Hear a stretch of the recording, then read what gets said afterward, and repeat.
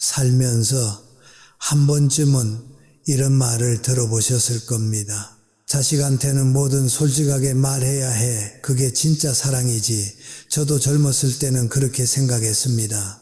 숨기는 것은 거짓이보다 털어놓는 것이 신뢰라고 믿었습니다. 하지만 105년을 살고 나서야 저는 깨달았습니다. 완전한 솔직감이 항상 덕목인 것은 아니라는 사실을, 오히려 때로는 스스로의 품위를 내려놓는 행위가 될 수 있다는 것을, 저는 수많은 사람들의 삶이 막을 올리고 또 쓸쓸히 막을 내리는 것을 오랫동안 지켜봤습니다. 참혹했던 전쟁을 겪었고 살을 내는 가난을 겪었으며 이 나라가 잿더미 속에서 다시 일어나는 것도 제 두 눈으로 똑똑히 보았습니다. 그 길고 거친 세월 동안 제가 가장 많이 그리고 가장 아프게 목격한 비극은 날아드는 총탄이나 배를 찢는 굶주림이 아니었습니다.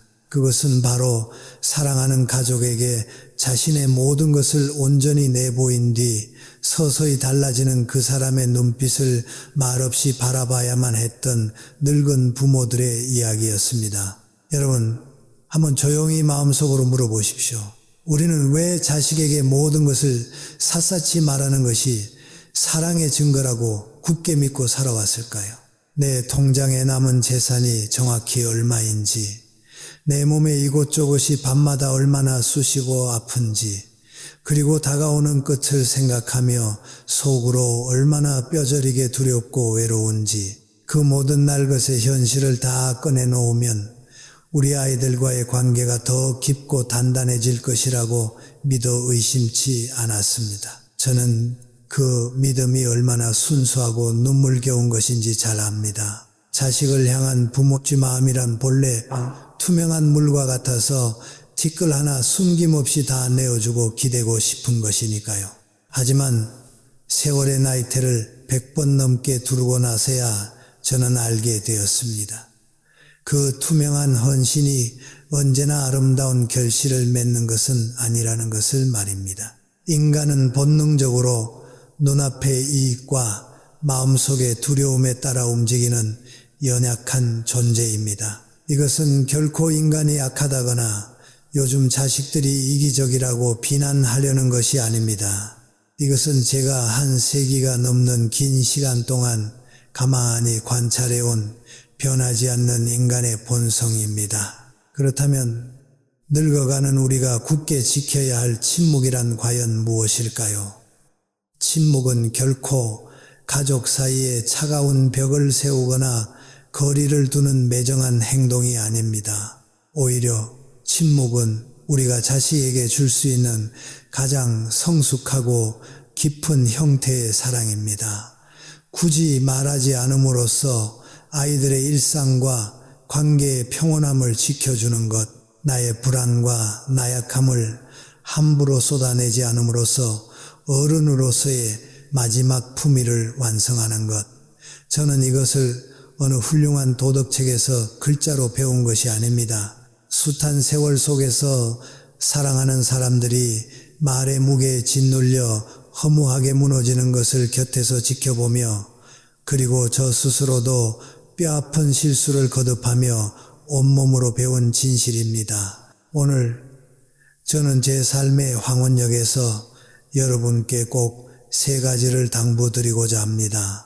남이 아닌 내 자식에게, 아니 내 목숨보다 소중한 자식에게야말로 무덤까지 지켜야 할 3가지의 거룩한 침묵에 대하여 말씀드리려 합니다. 이것은 자식과 정을 떼라는 서글픈 이야기가 아닙니다.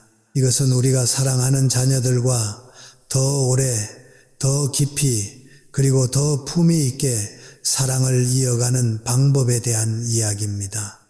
세월이 저에게 가르쳐준 단 하나의 흔들림 없는 확신이 있다면 바로 이것입니다. 지혜로운 사람은 모든 것을 다 말하지 않습니다. 그리고 바로 그 깊고 고요한 침묵 속에서 진정한 어른의 얼굴이 완성됩니다. 제가 90을 막 넘겼을 무렵 저에게는 참으로 오랫동안 마음을 나누던 친구 하나가 있었습니다. 그는 정말이지 평생을 흙먼지 속에서 성실하게 살아온 우직한 사람이었습니다. 젊은 시절에는 기름때 묻은 공장에서 밤낮 없이 일했고 중년에는 골목 어귀에서 작은 가게를 운영하며 가족을 건사했습니다. 그리고 머리가 하얗게 센 노년이 되어서는 그 모진 세월의 땀방울로 일군 귀한 재산을 갖게 되었습니다. 남들이 보기에 어마어마한 큰 돈이라고 할 수는 없었지만 적어도 남은 노후를 누구에게 손 벌리지 않고 걱정 없이 보낼 수 있을 만큼은 되는 액수였습니다. 그는 어느 날 자녀들을 한자리에 불러 모았습니다. 그리고 자신의 통장 잔액부터 시작해서 평생을 바쳐 마련한 집 한 채, 심지어 매달 나가는 보험금 내역까지 자신이 가진 모든 것을 아주 투명하게 공개했습니다. 그는 그것이 가족 간에 한 점 부끄럼 없는 신뢰를 보여주는 일이라고 굳게 믿었습니다. 자식들에게 비밀 하나 없는 투명하고 존경받는 아버지가 되고 싶었던 그의 순수한 마음이었습니다. 처음 몇 달 동안은 그 평화가 유지되는 듯 했습니다. 자녀들은 늙은 아버지를 더 자주 챙기며 전화했고 명절이나 생일에도 빠지지 않고 찾아와 북적이며 웃음꽃을 피웠습니다. 그런데 해가 바뀌고 시간이 지날수록 묘하게 무언가가 달라지기 시작했습니다. 큰아들은 명절에 내려와 술을 한잔 하더니 슬쩍 새로운 사업자금 이야기를 꺼냈고 시집간 딸은 아이들 교육비와 대출금 때문에 집을 넓혀야 한다며 눈물로 넌지시 도움을 요청해 왔습니다. 어느 순간부터 가족이 모여 앉은 밥상머리 대화의 주제가 늙은 아버지의 건강과 안부가 아니라 아버지의 통장에 남은 그 숫자로 조용히 옮겨가 있었던 것입니다. 어느 늦은 가을 저녁 그 친구가 저를 찾아와 쓸쓸한 목소리로 이런 말을 했습니다. 형서가, 나는 요즘 자식들한테 존경받고 사랑받는 게 아니라 내 돈과 함께 조용히 관리당하고 있는 느낌이야. 씁쓸하게 웃던 그의 주름진 얼굴과 그 떨리던 목소리가 저는 지금도 가슴 한편에 너무나 생생하게 남아 있습니다. 여러분, 우리는 이 이야기에서 누구를 탓할 수 있을까요? 돈을 요구한 자식들이 나쁜 사람들이어서 그런 것일까요? 그렇지 않습니다. 이것은 그들의 도덕성 문제가 아닙니다. 인간은 숫자를 보는 순간, 그것이 돈이라는 것을 인지하는 순간 본능적으로 머릿속에서 계산을 하게 돼 있습니다. 그것은 의식적으로 나쁜 마음을 먹는 것이 아니라 수만 년 전부터 인간의 유전자에 깊이 새겨진 생존 본능에 가까운 작용입니다. 아무리 착하고 효심이 깊은 자식이라 할지라도 부모의 정확한 재산 규모를 알게 되는 그 찰나의 순간 자녀의 마음속 깊은 곳에는 자신도 모르게 숨겨진 회계장부 하나가 스르륵 열리게 됩니다. 앞으로 내가 얼마를 물려받을 수 있을까? 만약 아버지가 돌아가시면 나와 내 동생 중 누가 더 많이 가져가게 될까? 어머니가 갑자기 쓰러지시면 저 돈에서 병원비가 얼마나 빠져나가게 될까? 이런 질문들이 자식의 머릿속에 떠오른다고 해서 그들을 불효자라고 욕할 수 없습니다. 이 이야기가 너무 차갑고 냉정하게 들린다면 그것은 인간의 적나라한 현실이 원래 그토록 서늘하기 때문입니다. 우리는 자식이 부모를 대할 때 오직 순백의 사랑과 효심만으로 바라봐 주기를 간절히 원합니다. 하지만 자식 역시 험난한 세상을 살아가며 매일같이 돈에 쫓기고 미래를 불안해하는 한 명의 평범하고 나약한 인간일 뿐이라는 사실을 우리 노인들은 가슴 아프게 인정해야만 합니다. 그렇다면 늙어가는 부모가 자식에게 남은 돈을 숨기는 것은 가족 간의 불신을 조장하는 매정한 일일까요? 절대 그렇지 않습니다. 저는 돈이란 노인의 삶에 있어서 일종의 든든한 방파제라고 생각합니다. 늙고 병듦이라는 거친 파도가 몰아치고 삶의 비바람이 불어닥쳐도 내 삶이 속절없이 무너지지 않게 묵묵히 버텨주는 단단한 구조물 말입니다. 우리는 그 방파제 덕분에 안전하게 하루하루를 살아갈 수 있지만 굳이 그 방파제의 정확한 높이와 두께가 얼마인지 매일 자식들을 불러 모아 눈으로 확인시켜 줄 필요는 없습니다. 당신이 재정적으로 정확히 얼마나 단단하게 서 있는지를 자식이 완벽하게 모를 때 당신은 여전히 누군가의 돌봄을 받아야만 하는 연약한 노인이 아니라 스스로 자신의 삶을 결정하고 책임지는 온전한 어른으로 남게 됩니다. 나약하게 처분을 기다리는 사람이 아니라 내 몫의 삶을 스스로 판단하고 이끌어가는 사람. 부모가 바로 그 독립적인 위치에 굳건히 서 있을 때 부모와 자식 간의 건강한 관계 균형은 비로소 무너지지 않고 지켜집니다. 저는 강연을 다니며 혹은 이웃들과 차를 마시며 자식에게 재산을 모두 투명하게 알려주는 것이 요즘 시대의 쿨한 미덕이라는 말을 참으로 많이 들었습니다. 하지만 저는 그분들께 조용히 되묻고 싶습니다. 그 모든 것을 털어놓는 행위가 진정으로 자식의 마음을 편안하게 해주기 위한 것입니까?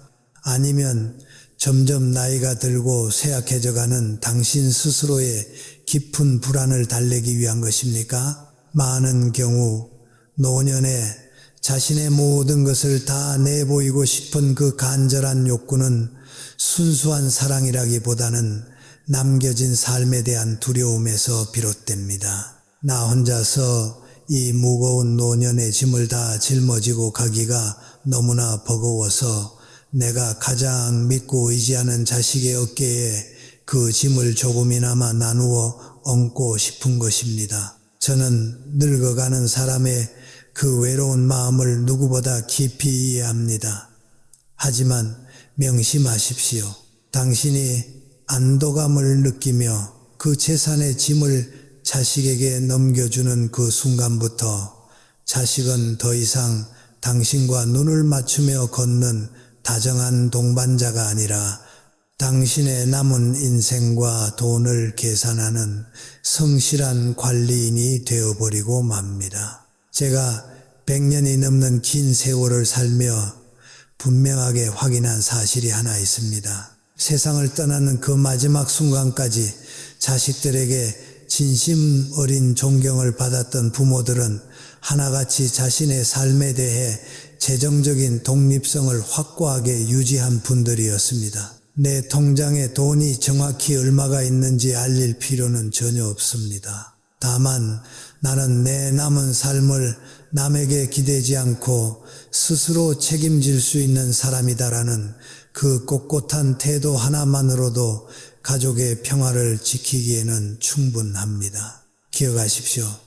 노년의 돈은 젊은 시절처럼 남들 위해 군림하기 위한 권력이나 사치가 아닙니다. 그것은 늙고 병들어가는 내 몸과 마음에 최소한의 품위를 지켜주는 마지막 방패입니다. 그리고 그 고마운 방패는 그 크기를 남에게 낱낱이 드러내는 순간 자신이 가진 가장 중요한 힘을 허무하게 잃어버리고 맙니다. 저는 철학을 가르치는 사람으로서 평생 인간의 이성과 생사성스의 문제에 대해 끊임없이 탐구해 왔습니다. 하지만 여러분께 솔직하게 고백하건대 제가 죽음이라는 그 깊고 어두운 시면을 진짜로 이해하게 된 것은 잘 정돈된 서재의 책상 앞이 아니었습니다. 제가 95살이 되던 해 뼛속까지 시리도록 추웠던 어느 겨울밤이었습니다. 저는 그날 처음으로 제 생명의 촛불이 이제 정말 꺼져가고 있다는 것을 온몸의 감각으로 서늘하게 느꼈습니다. 그 전까지 제게 죽음이란 어딘가 저 멀리 안개 속에 가려져 있는 추상적인 개념에 불과했습니다. 젊은 시절 철학책에서 줄을 쳐가며 읽었던 무거운 활자였고 먼저 세상을 떠난 오랜 친구들의 장례식장에서 향냄새를 맡으며 잠시 스쳐 지나가던 막연한 슬픔이었습니다. 그런데 그 해 겨울 세상의 모든 소리가 사라진 듯한 새벽 3시에 홀로 눈을 떠 캄캄한 방 안의 천장을 가만히 올려다보고 있자니 문득 이런 생각이 가슴을 치고 들어왔습니다. 나라는 존재는 결국 이렇게 아무도 모르게 영원히 사라지는 것이구나. 그날 선 생각이 제 심장 가장 깊고 연약한 곳을 찌르는 순간 저는 태어나서 난생 처음으로 진짜 두려움이 무엇인지 알았습니다. 온몸의 피가 차갑게 식어내리고 보이지 않는 커다란 손이 심장을 꽉 움켜쥔 것처럼 가슴이 조여들었습니다. 이불을 뒤집어 쓰고 아무리 눈을 질끈 감아보아도 젊은 날에 찬란했던 기억을 억지로 떠올려 보아도 도무지 두려움이 가시지 않아 잠을 이룰 수가 없었습니다. 바로 그 캄캄하고 적막한 순간 저는 걷잡을 수 없는 강렬한 충동에 사로잡혔습니다. 당장 머리맡에 놓인 전화기를 더듬어 쥐고 누군가에게 미친 듯이 전화를 걸고 싶었습니다. 가장 의지하는 내 자식의 목소리를 들으며 이 숨막히는 공포를 모조리 털어놓고 싶었습니다. 얘야, 아비가 지금 너무 무섭다. 이렇게 어두운 방에 홀로 누워 다가올 끝을 기다리기가 너무나도 처절하고 힘들다. 제발 한달음에 달려와서 늙은 내 손을 한 번만 잡아다오. 목끝까지 차오른 그 애처로운 절규를 자식에게 쏟아내어 이 지독한 공포를 나누고 싶은 마음이 굴뚝 같았습니다. 하지만 여러분, 저는 그 길고 고통스러운 밤 끝내 수화기를 들지 않았습니다. 파르르 떨리는 손을 조용히 거두고 차가운 이불자락만 꽉 움켜쥔 채 그 끔찍한 새벽의 시간을 홀로 견뎌냈습니다. 왜 그랬을까요? 저는 이미 제 머릿속으로 분명하게 보고 있었기 때문입니다. 고요한 새벽 3시 정적을 깨고 울리는 전화벨 소리에 심장이 덜컥 내려앉으며 잠에서 깨어날 자식의 창백한 얼굴을 말입니다. 수화기 너머로 전해지는 늙은 아비의 그 비참한 두려움을 고스란히 받아내며 오늘 밤 당장 아버지가 어떻게 되는 것은 아닐까 하는 걱정과 곁에 있어 주지 못한다는 뼈아픈 죄책감 사이에서 밤새도록 어둠 속을 헤매야 할 그 가여운 자식의 마음을 제가 너무나도 잘 알았기 때문입니다. 내 마음이 단 1분이라도 편해지고자 그 무거운 죽음의 공포를 자식에게 쏟아내는 것은 결코 가족 간의 솔직하고 아름다운 사랑이 아니었습니다. 그것은 그저 내가 도저히 감당할 수 없는 내 삶의 가장 무거운 절망의 짐을 하루하루 살아가기에도 벅찬 내 자식의 좁은 어깨 위로 무자비하게 떠넘기는 일일 뿐이었습니다. 노년의 외로움과 두려움은 분명히 이 세상에 존재합니다.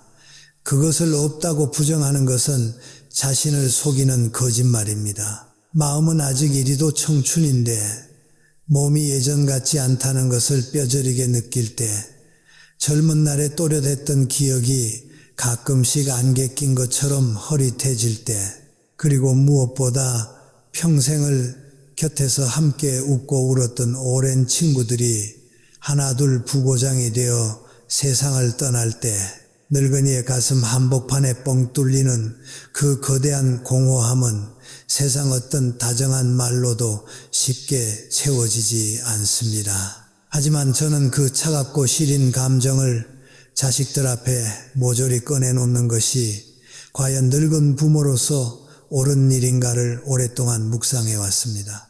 그리고 숱한 밤을 지새우며 제가 내린 결론은 단호하게도 이것입니다. 감정을 나누는 것과 감정을 쏟아내는 것은 하늘과 땅 차이만큼 전혀 다른 일이라는 사실입니다. 인간의 마음이라는 것은 참으로 묘해서 누군가의 끝없는 나약함과 우울을 매일같이 마주하게 되면 무의식적으로 그 대상을 대하는 태도가 달라지기 마련입니다. 처음 부모가 눈물을 보이고 아픔을 호소할 때 자식은 가슴이 철렁 내려앉으며 진심으로 걱정하고 보살피려 애를 씁니다. 하지만 부모가 매번 만날 때마다 혹은 전화를 걸 때마다 자신의 죽음에 대한 불안, 몸의 통증, 그리고 늙어감의 서러움을 끊임없이 토로한다면 어떻게 될까요? 처음에 생겨났던 그 애틋한 연민은 시간이 흐를수록 자식의 숨통을 조이는 무거운 부담으로 변해갑니다. 그리고 그 감당할 수 없는 부담은 결국 부모와 자식 사이에 보이지 않는 커다란 거리감을 만들어내고 맙니다. 이것은 결코 자식이 불효자이거나 부모를 사랑하지 않아서 의식적으로 밀어내는 것이 아닙니다. 그것은 단지 인간의 감정이 작동하는 지극히 자연스럽고도 안타까운 방식일 뿐입니다. 부모가 매번 습관적으로 불안과 두려움을 털어놓을 때마다 자식의 마음속에는 부모를 온전히 지켜주지 못한다는 짙은 죄책감과 심리적인 소진이 차곡차곡 쌓이게 됩니다. 결국 그 무거운 죄책감은 자식으로 하여금 점점 전화를 거는 횟수를 줄어들게 만들고 본가로 향하는 발걸음을 뜸하게 만드는 가장 큰 원인이 됩니다. 늙은 부모는 더 지독하게 외로워지고 자식은 더 무거운 부담감에 시달리는 잔인한 악순환이 시작되는 것입니다. 그렇다면 우리 노인들은 어떻게 해야 한단 말입니까? 그 무섭고 시린 두려움을 억지로 입을 털어막고 혼자 삼키며 살아가라는 것입니까? 저는 결코 그런 가혹한 말을 하는 것이 아닙니다. 내 안의 두려움과 불안을 내려놓을 적절한 자리를 찾아야 한다는 뜻입니다. 나를 객관적으로 치료해 줄 수 있는 믿음직한 의사에게, 나와 비슷한 늙음을 겪고 있는 오랜 친구에게, 혹은 나만이 볼 수 있는 비밀스러운 일기장에게 그 서러운 감정을 솔직하게 내어놓는 것은 정신 건강에 아주 건전하고 좋은 일입니다. 하지만 내 목숨 같은 자식에게만큼은 그 어두운 두려움의 밑바닥까지 전부 다 드러내지 않는 것이 훨씬 현명하고 이타적인 사랑입니다. 자식 앞에서 흔들리지 않는 단단한 어른의 모습을 보여주려 애쓰는 것은 결코 위선이나 거짓이 아닙니다. 그것은 사랑하는 자식의 일상을 지켜주고 우리 관계가 무너지지 않게 꽉 붙잡는 눈물겨운 의식적인 선택입니다. 저 역시 100살을 훌쩍 넘긴 지금도 가끔 두렵습니다. 이 나이에 삶의 끝이 두렵지 않다고 말한다면 그것이 오히려 이상한 일일 것입니다. 하지만 저는 이제 그 캄캄한 두려움을 제 안에서 조용히 다스리고 소화해내는 법을 배웠습니다. 새벽에 문득 죽음의 공포가 밀려와 잠이 오지 않으면 저는 가만히 자리에서 일어나 평소 좋아하던 책을 읽습니다. 마음이 걷잡을 수 없이 무거워지는 날에는 지팡이를 짚고 집 근처를 천천히 걸으며 끝없이 넓은 하늘을 가만히 올려다봅니다. 먼저 떠난 누군가가 사무치게 그리워 눈물이 날 것 같으면 그 사람과 함께 웃었던 가장 찬란했던 기억을 떠올리며 혼자 조용히 미소 짓습니다. 그 작고 고요한 행동들 모두가 제가 늙어가는 저 스스로를 다독이고 지켜내는 저만의 방식입니다. 두려움을 느끼고 불안에 떠는 것은 연약한 인간으로서 지극히 당연한 일입니다. 하지만 그날 것의 두려움을 묵묵히 씹어 삼켜 그 위에 품위라는 아름다운 옷을 입혀내는 것,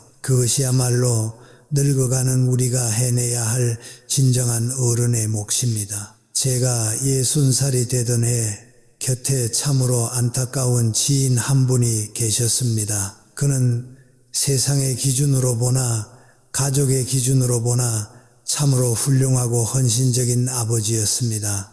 자신의 입에 들어가는 것은 철저히 아끼며 자식을 위해 평생을 바쳤고 노후의 안락함보다 자녀들의 미래와 교육을 늘 최우선으로 생각했던 사람이었습니다. 그런데 그토록 자식을 사랑했던 그에게는 치명적인 습관이 하나 있었습니다.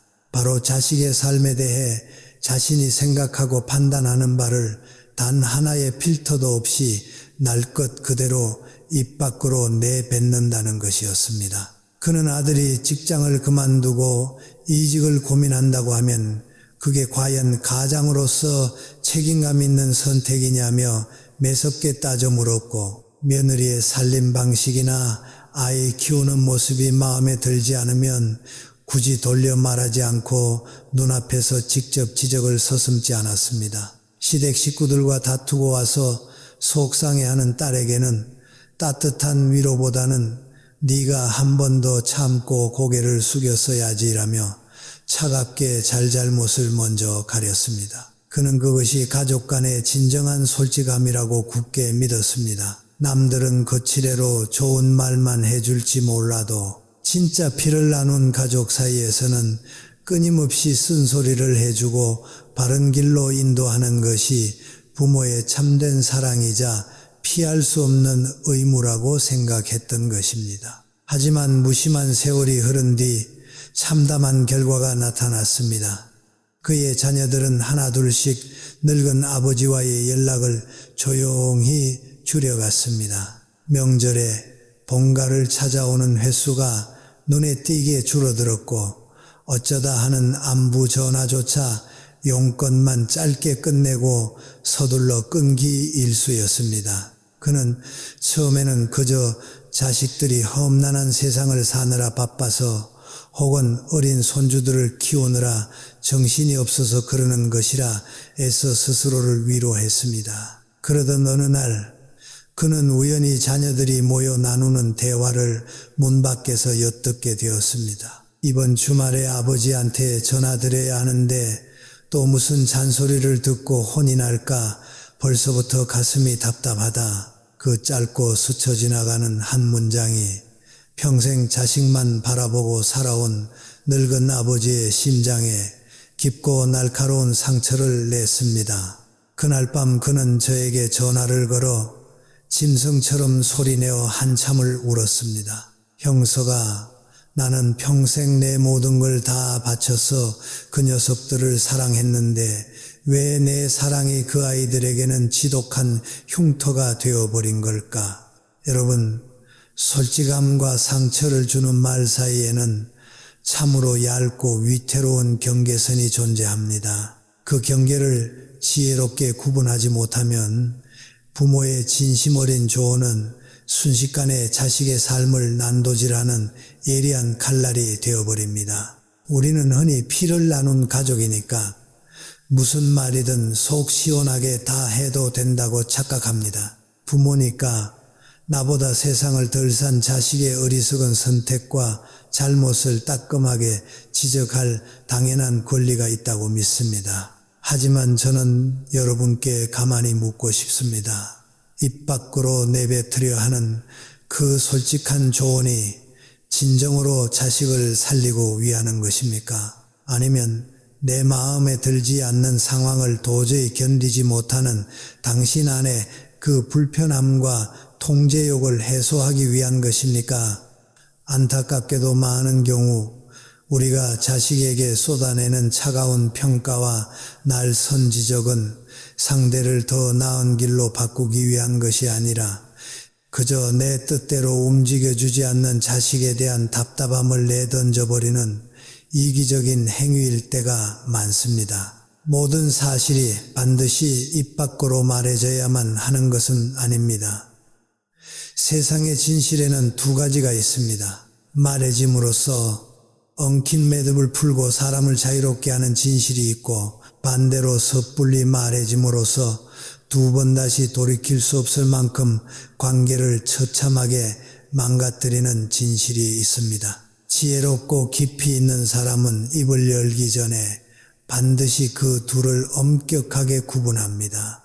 자식의 선택이 내 늙은 눈에 아무리 어설프고 마음에 들지 않더라도 결국 그것이 자식이 스스로 부딪히고 책임져야 할 그들만의 몫이라면 무겁게 침묵하는 것이 훨씬 더 나을 때가 많습니다. 사위나 며느리에 대한 섭섭한 속마음을 굳이 혀끝으로 꺼내놓지 않고 쓴 침과 함께 속으로 사귀는 것이 오히려 위태로운 가족 전체의 평화를 굳건히 지켜내는 가장 강력한 방패가 될 수 있습니다. 자식이 눈앞에서 뻔한 실수를 저지르는 것을 보면서도 혀를 차고 싶은 충동을 누르고 질끈 입술을 닫아버리는 것, 그것은 부모로서 책임을 다하지 않고 자식을 매정하게 포기하는 것이 결코 아닙니다. 그것은 자식이라는 독립된 인간의 자율성을 온전히 존중해주고 그들이 비록 돌부리에 걸려 크게 넘어지더라도 스스로 툭툭 털고 일어날 수 있다고 믿어주는 가장 고차원적이고 눈물겨운 형태의 사랑입니다. 저는 나이가 들수록 이 사실을 더욱 뼈저리게 느낍니다. 자식은 내 배 아파 낳았지만 결코 부모의 소유물이 아닙니다. 그들은 부모로부터 생명을 얻어 이 세상에 첫 발을 내디뎠지만 이제는 우리와는 완전히 다른 시대, 다른 세계의 공기를 마시며 살아가는 완벽하게 독립된 한 명의 어른입니다. 그들에게는 그들만의 잣대가 있고 직접 부딪혀 겪어야 할 그들만의 고난이 있으며 온몸으로 상처 입어가며 자신만의 방식으로 삶의 이치를 배워나갈 신성한 권리가 있습니다. 늙은 부모의 역할은 자식의 인생이라는 험난한 항해에 끊임없이 참견하며 조타수를 자처하는 것이 아닙니다. 그저 아이들이 거센 풍랑을 만나 지치고 깨졌을 때 언제든 돛을 내리고 쉬어갈 수 있는 조용하고 넉넉한 항구로 묵묵히 남아주는 것, 그것으로 충분합니다. 여러분, 독일의 철학자 쇼펜하우어가 남긴 깊이 있는 우아인 고슴도치 딜레마 이야기를 잘 아실 겁니다. 살을 내듯 추운 겨울날 얼어 죽지 않기 위해 고슴도치들이 서로의 체온을 나누려 한 곳으로 모여들었습니다. 하지만 너무 가까이 다가가자 서로의 몸에 돋친 날카로운 가시에 찔려 붉은 피를 흘리며 상처를 입었습니다. 그렇다고 가시에 찔리는 아픔을 피하려 서로 너무 멀리 떨어지면 이번에는 매서운 겨울바람에 몸이 꽁꽁 얼어버리고 말았습니다. 이 가여운 고슴도치들은 다가가고 멀어지기를 수없이 아프게 반복한 끝에 마침내 서로를 따뜻하게 덮여줄 수 있으면서도 서로의 가시에 찔리지 않을 수 있는 아주 절묘하고 적당한 거리를 찾아냈습니다. 저는 이 짧고 쓸쓸한 이야기가 세상의 수많은 인간관계, 그 중에서도 특히 피로 맺어진 부모와 자식 사이의 끈끈한 관계를 가장 정확하게 꿰뚫고 있다고 생각합니다. 사람들은 흔히 가족이라면, 그것도 부모와 자식 사이라면 무조건 가까우면 가까울수록 좋다고 맹신합니다. 한 지붕 아래 살면서 매일같이 얼굴을 비비고 서로의 일거수일투족과 속마음을 속속들이 다 알아야만 진짜 화목한 가족이라고 믿습니다. 하지만 저는 지난 한 세기의 세월 동안 참으로 무수히 목격했습니다. 역설적이게도 너무 숨막히게 가까웠기 때문에 서로의 마음에 치유할 수 없는 뾰족한 가시를 찔러넣고 끝내 무너져버린 안타까운 관계들을 말입니다. 매일 보았기 때문에, 내가 내 자식을 너무나 잘 안다고 착각했기 때문에 오히려 서로에 대한 애틋한 감사함과 기본적인 예의를 잃어버린 채 남보다 못한 사이가 되어버린 부모와 자식들을 수없이 보았습니다. 지나친 밀착은 때로는 따뜻한 사랑이 아니라 서로의 영혼을 갉아먹고 일상을 소진시키는 무거운 의무이자 형벌이 되어버립니다. 그리고 그 억지스러운 의무감이 겹겹이 쌓일수록 관계의 무게는 감당할 수 없을 만큼 납덩이처럼 무거워집니다. 저는 이 거리의 역설을 아주 일찍 깨달았던 지혜로운 어머니 한 분을 알고 있습니다. 그녀는 자녀들이 장성하여 각자의 가정을 꾸린 뒤 아주 철저하고 단호하게 자신만의 독립적인 일상을 유지했습니다. 자녀들의 집에 불쑥 찾아가는 일이 결코 없었고 며느리의 살림살이나 사위의 행동에 단 한마디도 관여하지 않았으며 눈에 넣어도 아프지 않을 핏덩이, 손주의 육아조차 자식들이 정말로 감당하기 힘들어 간절히 부탁할 때만 선을 그어 도와주었습니다. 처음에 주변 사람들은 그녀를 보고 유별나게 쌀쌀맞은 시어머니, 매몰찬 친정어머니라고 수군거렸습니다. 가족끼리 저렇게 정없이 거리를 두면 나중에 늙어서 외톨이가 될 것이라고 혀를 찼습니다. 하지만 몇 년의 긴 시간이 흐르자 풍경은 사람들의 예상과 완전히 다르게 변했습니다. 그녀의 자녀들은 주말이나 명절마다 누가 시키지 않아도 먼저 더 기쁜 얼굴로 어머니의 집을 찾아왔습니다. 자식으로서 억지로 해야 하는 도리나 무거운 책임감이 아니라 정말로 이 공간이 편안하고 어머니가 진심으로 보고 싶어서 찾아온 것입니다.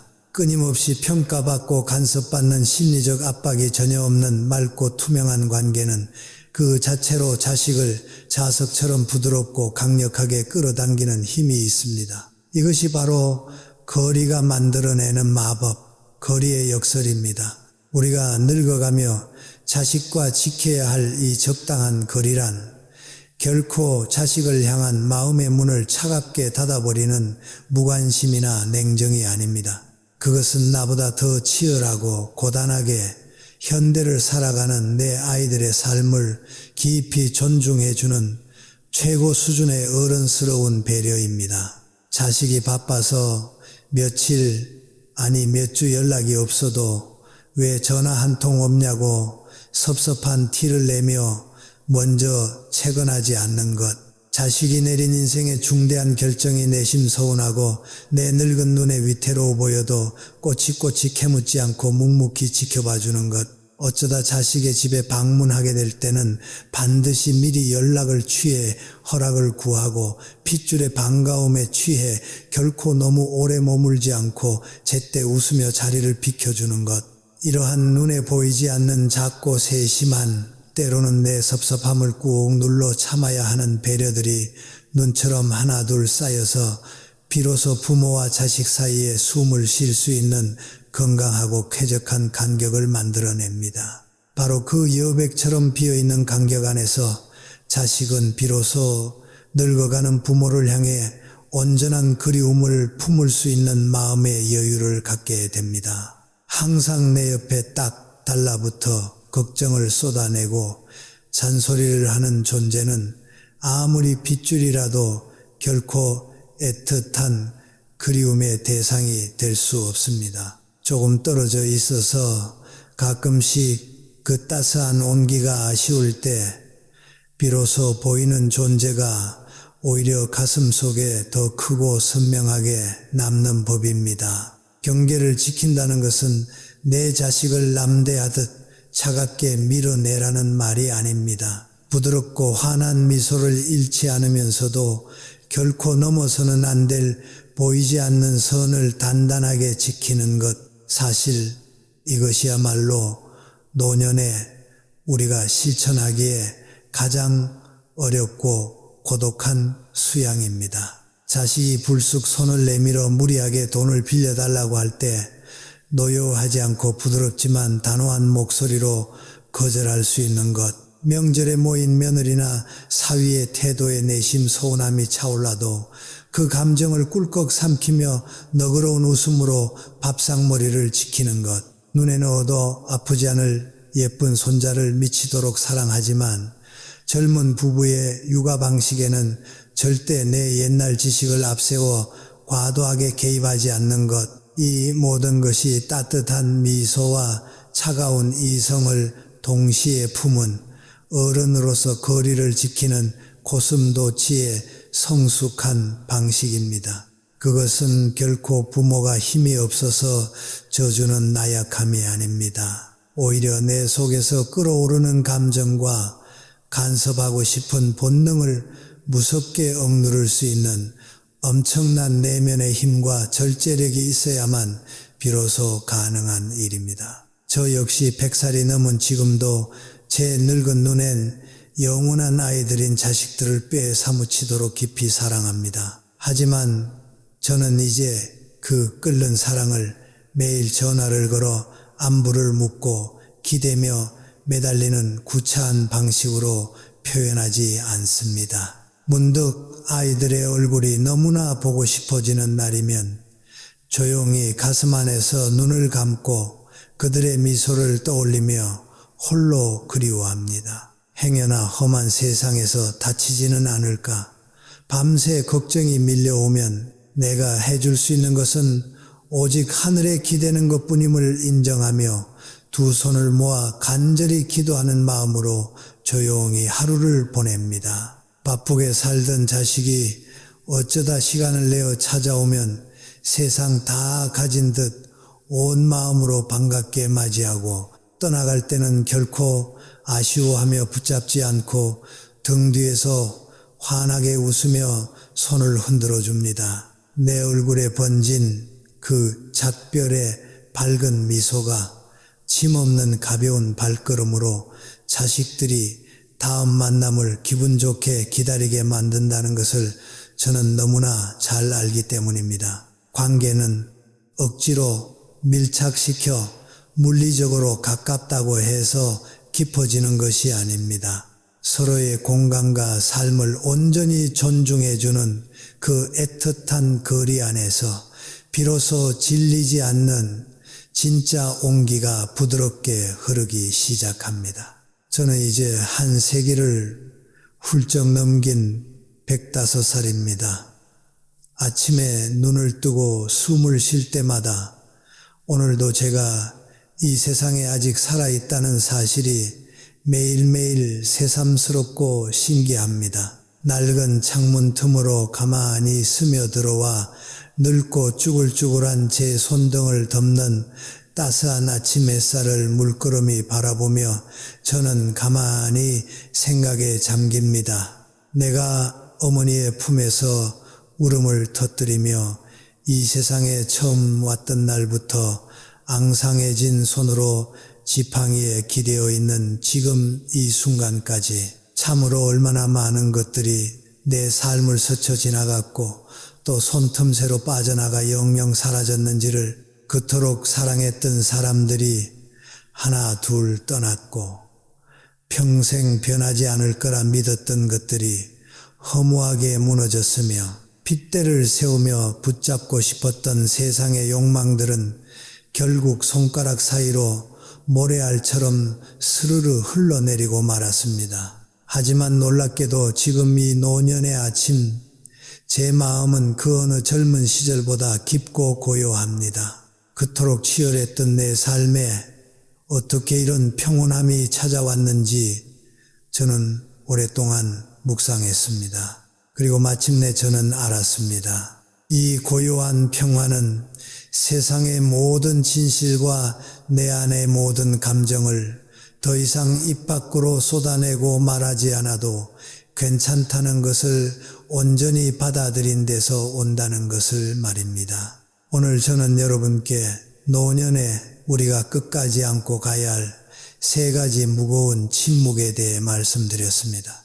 내 재산과 돈에 관하여 함구하는 침묵, 내 안의 두려움과 나약함을 자식에게 쏟아내지 않는 침묵, 그리고 자식의 삶에 대해 내 잣대로 평가하고 지적하지 않는 침묵. 이 세 가지는 단순히 입을 꾹 닫고 무덤덤하게 살라는 소극적인 이야기가 아닙니다. 이것은 제게 허락된 100년의 삶을 온전히 다 태우고 나서야 제 삶의 후반부를 누구보다 품위 있게 살아내기 위해 비싼 대가를 치르고 뼈저리게 배운 가장 중요하고 빛나는 세 가지의 지혜입니다. 말하지 않는 침묵이 때로는 수만 마디의 말보다 훨씬 더 크고 묵직한 사랑과 신뢰를 전달한다는 이 역설적인 진실, 그 오묘한 역설을 머리가 아닌 가슴으로 진정 이해하는데 저에게는 무려 한평생이라는 참으로 긴 시간이 걸렸습니다. 인생의 후반부는 그저 가지고 있던 것들을 속절없이 잃어버리고 상실하는 슬픈 시간이 결코 아닙니다.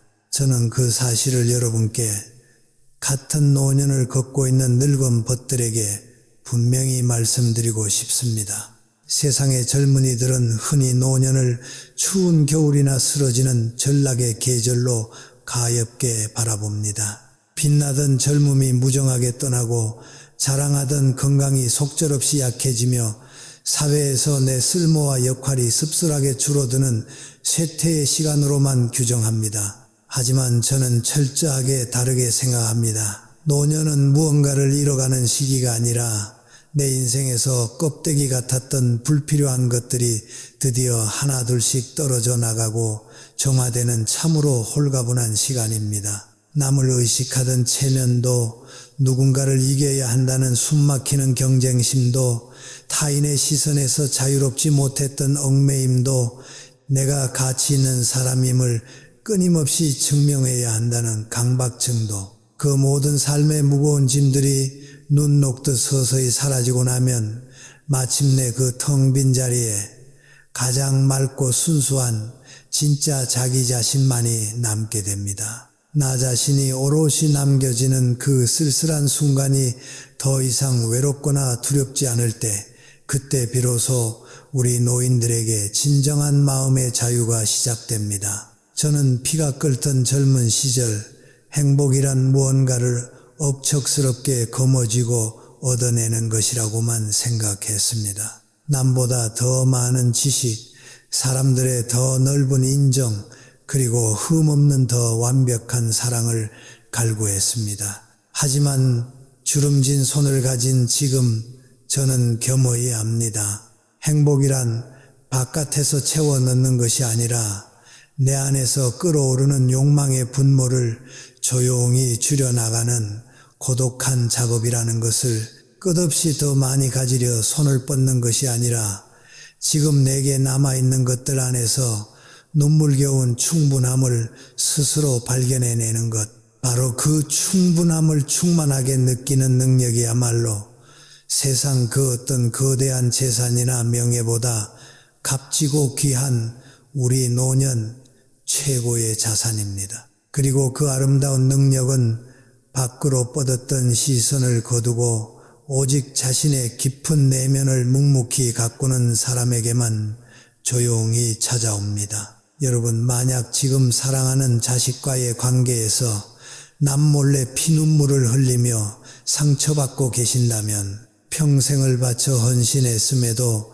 그만큼 기대했던 따뜻한 위로와 보답을 받지 못해 밤마다 외로우시다면, 혹은 지금 당장 전화기를 들고 쏟아내고 싶은 그 원망의 말들을 입술을 깨물며 참아내느라 가슴이 새카맣게 타들어가고 계신다면, 저는 오늘 100년을 넘게 살아온 늙은 친구로서 여러분의 두 손을 꼭 잡고 마지막으로 이 말씀을 드리고 싶습니다. 지금 당신이 느끼는 그 지독한 아픔은 결코 당신이 못나고 약해서가 아닙니다. 그것은 그저 당신이 너무나 오래, 그리고 너무나 많이 그들을 뜨겁게 사랑했기 때문에 생겨난 영광스러운 상처일 뿐입니다. 당신은 부모로서 이미 충분히 위대했습니다. 하지만 이제는 그 사랑의 방식을 조금만 방향을 틀어 바꿔보십시오. 입을 열어 끊임없이 말하는 사랑에서 묵묵히 지켜보는 사랑으로, 무언가를 요구하고 서운해하는 사랑에서 그저 제자리에 서서 기다려주는 사랑으로, 내 안의 모든 것을 남김없이 낱낱이 드러내는 사랑에서 무거운 것을 내 가슴 밑바닥에 조용히 담아두는 사랑으로 말입니다. 그 변화가 처음에는 옷을 벗은 것처럼 너무나 낯설고 참을 수 없이 춥고 쓸쓸하게 느껴질지도 모릅니다. 하지만 꾹 참고 조금만 시간이 지나면 당신의 마음은 곧 평안을 찾고 알게 될 것입니다. 말하지 않고 담아두는 그 침묵의 사랑이야말로 요란하게 떠드는 사랑보다 훨씬 더 단단하고 끊어지지 않으며 당신과 당신의 자식을 가장 안전하게 지켜주는 가장 오래가는 진짜 사랑이라는 것을 말입니다. 저는 오늘 이 조용한 자리를 빌려 지금까지 묵묵히 살아오신 여러분의 길고 고단했던 생의 여정에 그리고 앞으로 남은 평온할 여정에 깊은 마음을 담아 진심으로 경의를 표합니다. 여러분은 지금까지 참으로 충분히 당신의 모든 것을 아낌없이 다 내어주었습니다. 모진 비바람 속에서도 무너지지 않고 정말 훌륭하게 버텨냈습니다. 그리고 무엇보다 당신의 자식을 참으로 눈물겹게 많이 사랑했습니다. 이제는 그만하셔도 좋습니다. 이제는 당신 안에 그 뜨겁고 무거운 것들을 조용히 당신의 안으로 거두어 들이십시오. 더 이상 자식에게 혹은 이 세상 누구에게도 당신의 가치를 증명하려 애쓰지 마십시오. 더 이상 사랑받기 위해 인정받기 위해 발버둥 치며 남은 에너지를 소진하지 마십시오. 당신이라는 사람의 고귀한 품위는 늙고 병든 당신을 대하는 타인의 반응이나 자식의 서툰 태도 안에 결코 있지 않습니다. 당신의 품위는 오롯이 지난 세월을 맨몸으로 살아낸 당신 자신 안에 굳건히 그리고 찬란하게 존재합니다. 그리고 그 숭고한 품위는 당신이 모든 것을 덮고 아무 말도 하지 않을 때 깊은 밤의 별처럼 가장 영롱하게 빛이 납니다. 기억하십시오. 우리의 늙어가는 삶은 더 이상 누군가에게 박수받고 환호받아야 할 요란한 축제가 아닙니다. 우리 남은 삶의 진정한 의미는 그저 하루하루를 무사히 살아내는 그 조용한 지속에 있습니다. 아무도 알아주지 않아도 스스로를 지켜내는 그 고요하고 끈질긴 지속 속에서 당신 생의 가장 깊고 아름다운 계절이 바로 지금 이 고요한 순간에도 막힘없이 유유히 흐르고 있습니다. 평안하십시오.